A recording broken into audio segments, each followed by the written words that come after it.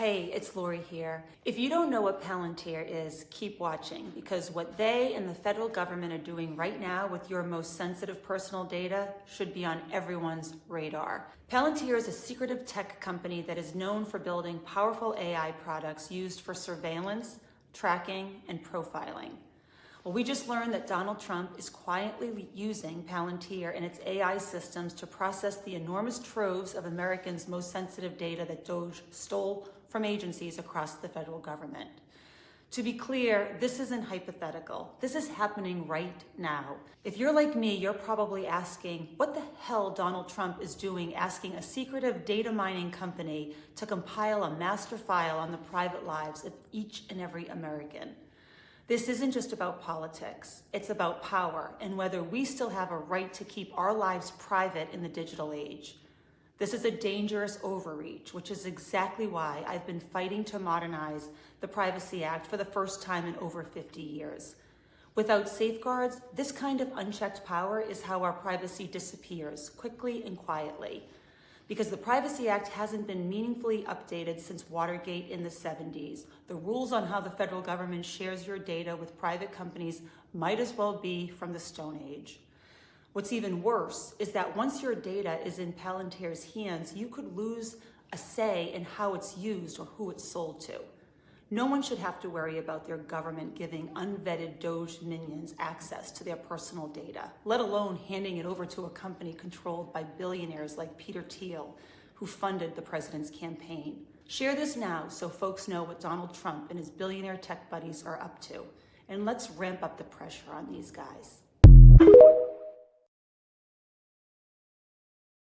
Okay, so I had to hop on and talk about Palantir. Palantir is this database that allows you to make sense of large volumes of data and helps to analyze and output information into like something that's more digestible for analysts. It is something that the CIA has been using for years. It's something that I used to use at the CIA in order to make sense of terrorist networks and be able to digest huge volumes of information, intelligence, in order to make sense of terrorist networks and how they're interconnected. So the concerning thing is that President Trump has spent over $113 million on Palantir contracts since he's taken office. And so what's worrying about this? What he's asking the federal agencies to do, DHS, the IRS, Health and Human Services, DOD, he's asking them to all share information across this platform called Palantir.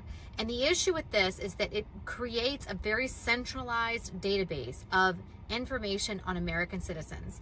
Information like your bank accounts, your student debt, your medical claims, your disability status. This is really worrisome to me in particular because I feel like it provides a database that can be easily hacked by the Chinese, the Russian, whatever enemies we have, and that information can be used on U.S. citizens to either, force them into giving up information that might help to further their efforts, or it could be used by a political figure like Trump or someone else to get them to get individuals, American citizens, to do what they want them to do because they have all of this personalized, centralized information on American citizens. So again, Palantir has huge government contracts like across DOD, DHS, IRS, CDC. I know that's a big alphabet soup to swallow, but think about all the information that they have on you.